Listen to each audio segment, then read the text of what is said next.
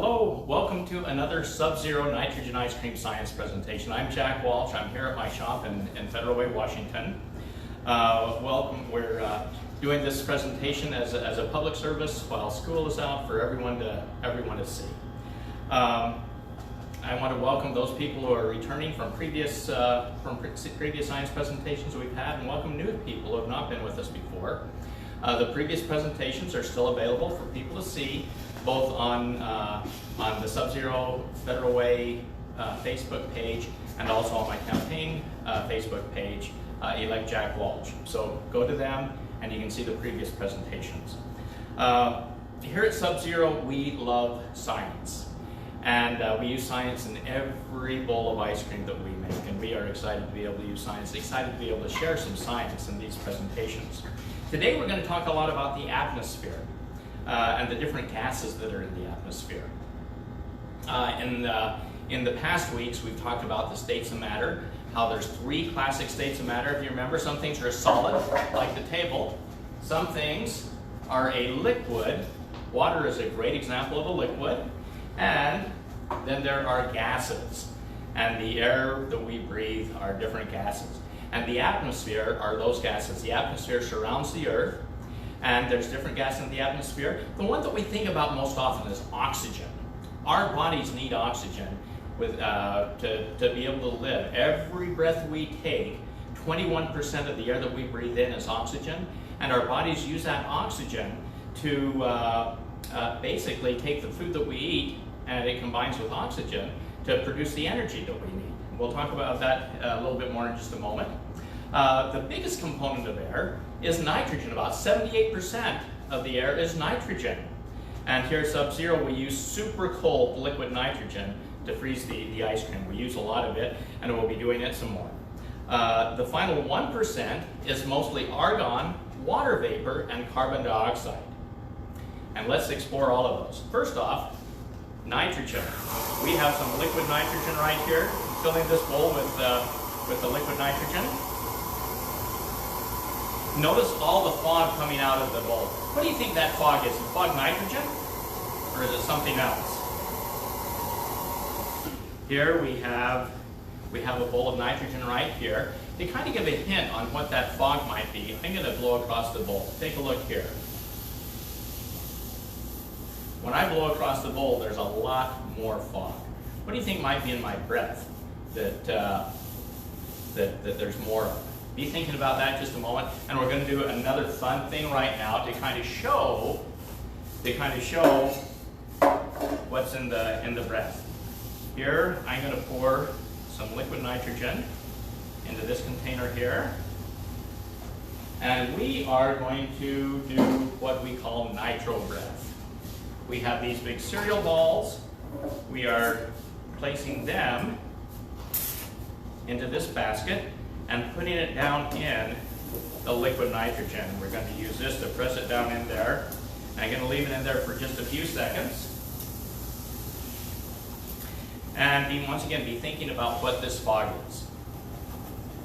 And we are going to make a lot more of it in just a minute here.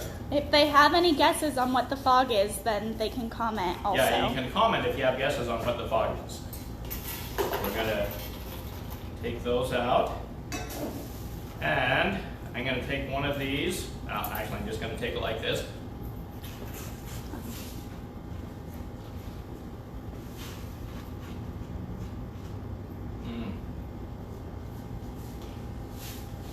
With these in my mouth, I don't know whether I can talk anymore or Ew, not. gross.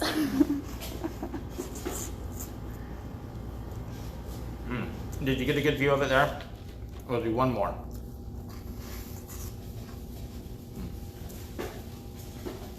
All right, you may have figured out that the Some fog, people are guessing carbon dioxide.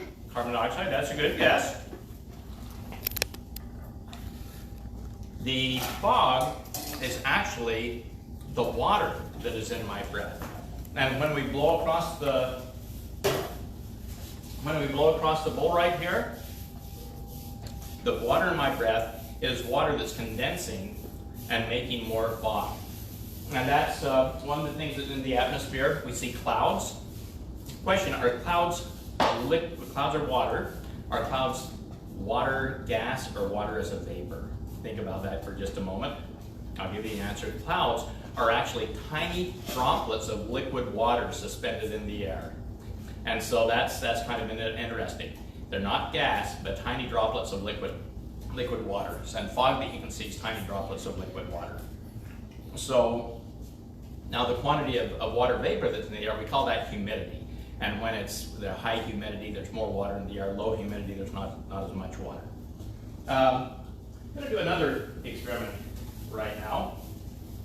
And right here, off of this, can you guys see some water, or excuse me, some liquid dripping off of this? It just drips off every once in a while. Do I have the bowl in the right spot? Yep, that's about right. Okay. Just every once in a while a drip of liquid coming off. I'm actually going to put this in a different container right here so that we can control that liquid a little bit. And think about what the liquid is. So my breath that you saw, all the fog was water. What do you think this liquid is that is dripping off the bowl? Okay, it's starting to drip more now. Kind of point to where it's dripping. Okay, it's dripping off right down here. See, dripping off. Can you see it there? Okay, think about what that is. And we're going to do a little experiment that'll help us figure out what it is. I have a candle, lighting the candle. On candle, stay lit. So here I have a candle. You may want to bring those up a little bit closer here. And we have the liquid dripping off. And take a look. All of a sudden, the candle is burning brighter as it drips off. Does that give any clues on what the liquid is? The liquid is actually oxygen that's condensed on the outside of this. It is oxygen that's condensed, and when it's fired, it's rapid oxidation. And so when the oxygen drips down in there, the flame gets brighter because it's oxidizing more rapidly. On the other hand, inside of this, there's been nitrogen that's been evaporating, and so there's a lot of liquid nitrogen in here. If I pour some nitrogen out, remember, things that are cold are more dense and drop. I can pour a little nitrogen out, and right there it extinguished the flame. So nitrogen is actually a really good fire extinguisher. All right.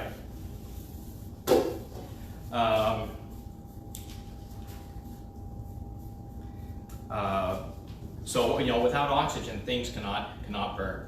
So more oxygen, things burn faster and brighter. With less oxygen, they burn less. With no oxygen, they cannot burn at all.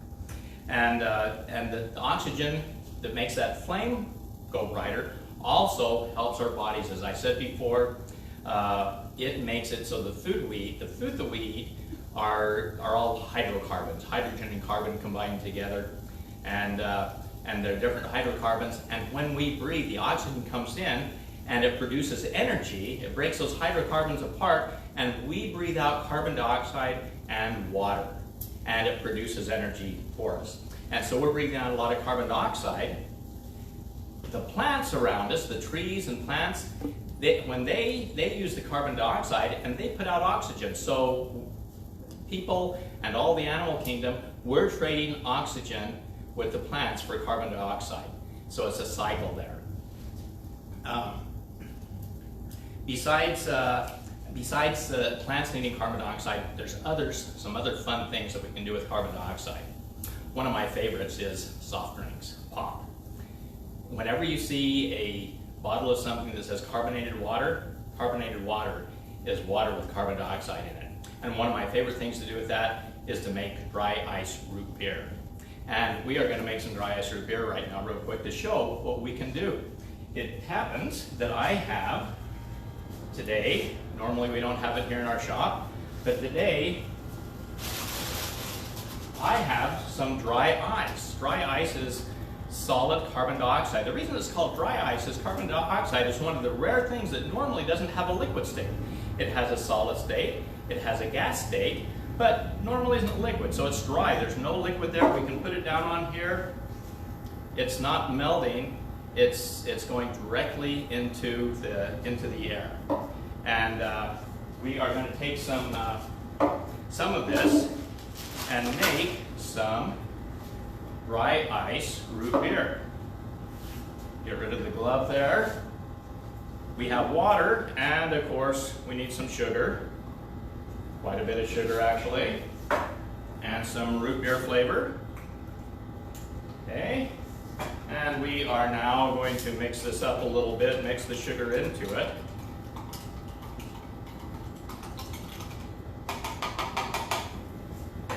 And now we have some broken up dry ice right here.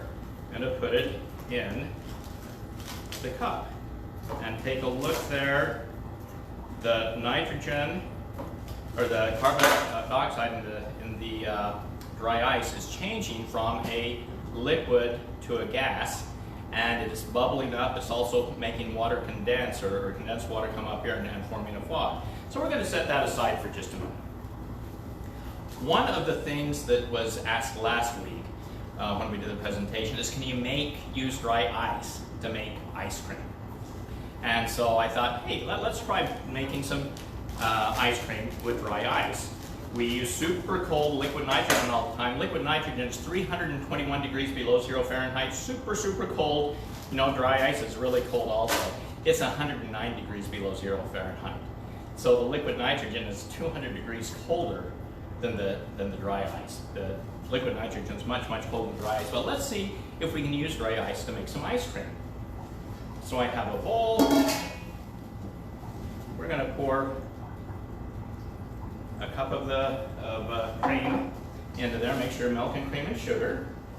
And let's do some chocolate. Add a little bit of chocolate. Bring some of these over here. We'll mix this up right here.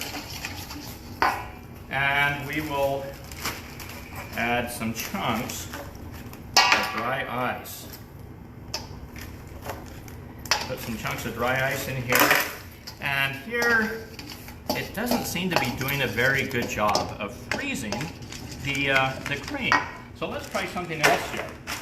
I am going to take the dry ice and we're going to crush it up a little bit more.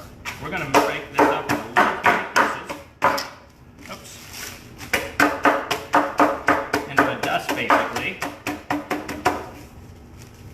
And we will pour this in here. See here, it still hasn't really frozen very much. It's freezing a little bit, but not much. But we'll pour this dry ice powder in. And now it is beginning to freeze more. All right, and we are starting to get some ice cream. Once again, it's not near as cold as liquid nitrogen, so it doesn't freeze as rapidly as liquid nitrogen, but it will freeze it. And let's take a look here. We have, let's scoop some of this out.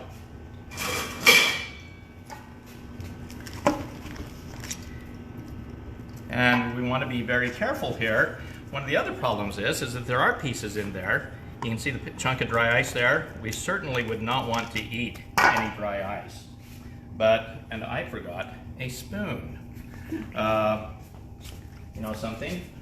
I am going to get a little bit of this out, just kind of stick right here, and try it. And you're being very careful not to eat being very careful not to get any dry ice. It is still pretty smooth and creamy. However, it's kind of carbonated. And I don't think the carbonation belongs in ice cream.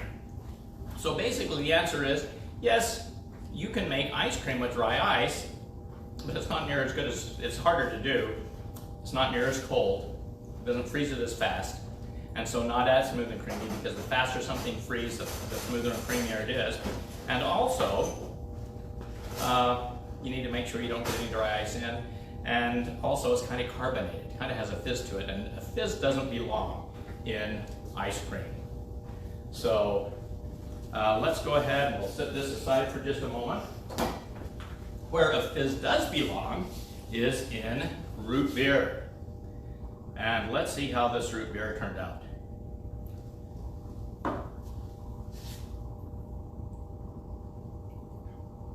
Much better than the ice cream. The fizz carbonation belongs in root beer and soft drinks, not in ice cream. I want you to all know that my wife is right here helping out with the cameras and everything, and she gave me a dirty look when I said that it tastes great in the root beer. She thinks root beer is nasty. She only drinks Diet Coke, but we know that root beer is really the best stuff.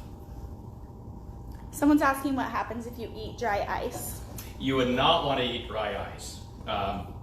If you eat dry ice, it could go down and it could basically freeze the esophagus as it goes down.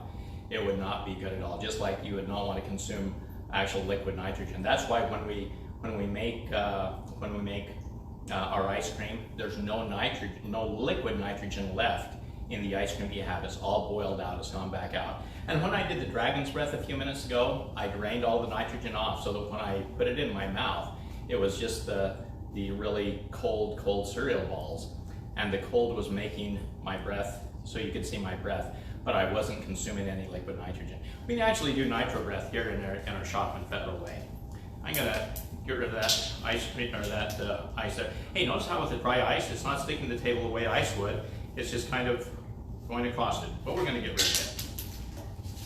Is that the Leidenfrost effect? That is similar to the Leidenfrost effect. You have a Actually, right here, there's still a few, before we talk about the Leidenfrost effect, take a look here. You want to bring the cameras up closer for just a second?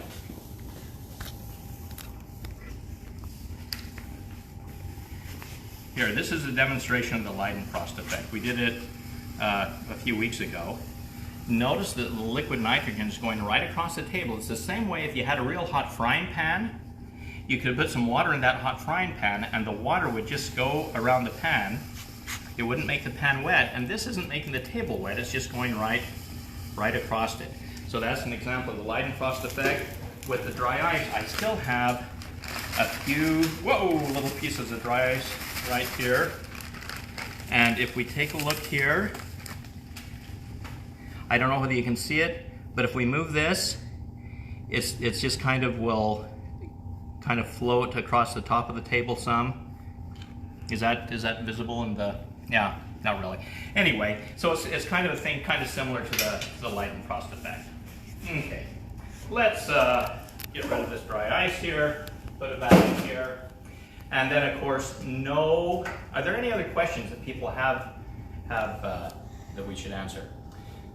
No Sub-Zero ice cream science presentation can be complete without making some great Sub-Zero nitrogen ice cream.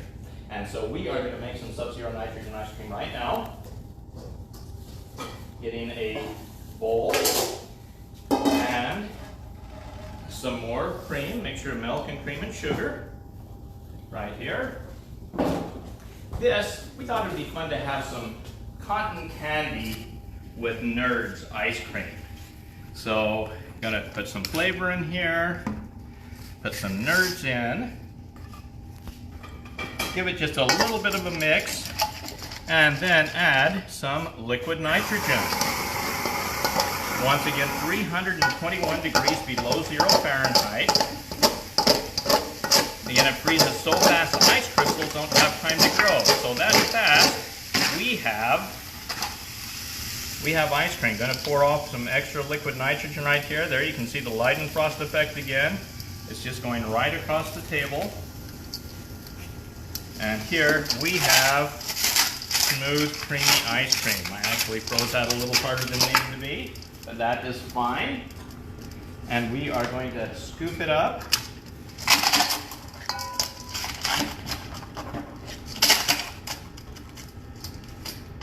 Or a cup of Sub-Zero ice cream. And there's more in there, but we have a spoon right here. And let's see how this is.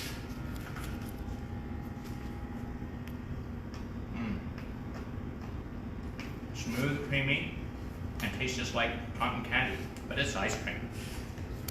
And it's not carbonated like the It's not carbonated dry ice. like what it was with the carbon dioxide. It's the way ice cream should be. So, you want to take a quick look and see if there's any other questions that have come? I think someone was asking what happens if you mix dry ice and nitrogen. What would happen if you mix dry ice with nitrogen? That's a great question. Let's see what happens. You know something? That is something that I have never actually done before. So we are going to do a true experiment and see what happens mixing dry ice with nitrogen. Oh, and someone's asking if we make the ice cream in batches or per serving. We make each serving of ice cream is made individually here at Sub-Zero, so every one is made to order. We have more than 55 different flavors, more than 35 different mix-ins. Make any kind of ice cream you can think of. And let's see here. I'm going to put some nitrogen right on top of that dry ice, and we are going to see what happens.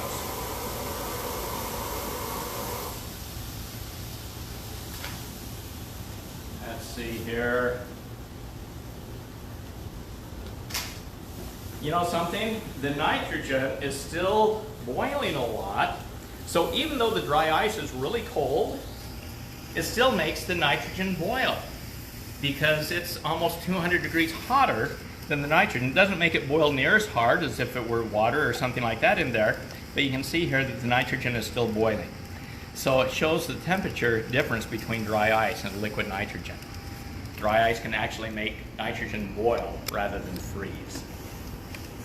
So, all right.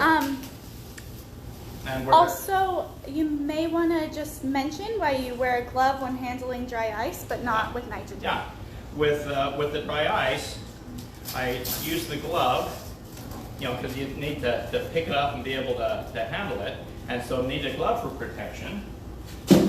With you know, normally I don't come in contact much with the nitrogen, but if I do spill a little bit of nitrogen on me because of the Leidenfrost effect, it just goes right off and my hand isn't even wet. So it kind of has a built-in protection measure with that. And lots of people are mentioning that cotton candy is one of their favorite flavors. All right, cotton candy is good. The first time as an adult, the first time I thought of cotton candy ice cream, I wasn't very impressed with it, but I tried it, and it's really quite good. Especially with nerds. Especially with nerds. And I guess you are what you eat, so I eat nerds. So that is it for today. Yeah, here at Sub-Zero also, with the liquid nitrogen, you can even determine how hard you want the ice cream frozen. We can freeze it anywhere from like soft serve to like regular hard scoop ice cream to so hard that it's crumbly, has a texture similar to Dippin' Dots. And so it's totally customizable because the liquid nitrogen can do such a wonderful job. So that's it for today. Hopefully before too long things start returning to normal. I look forward to joining you, not next Wednesday, and I have another commitment next Wednesday, but in 2 weeks, we'll get back together again at 11 o'clock here Pacific Daylight Time for some more science and some more experiments. In 2 weeks, we are going to be freezing different things and see what happens when we freeze different things, maybe a banana, maybe a rubber ball, different things like that. We're going to put a poll on our Facebook page that you can see, put what you want us to freeze, and you can add things to that poll for things that you want us to freeze. So we'll try that out. You know, hopefully soon things begin to return to normal.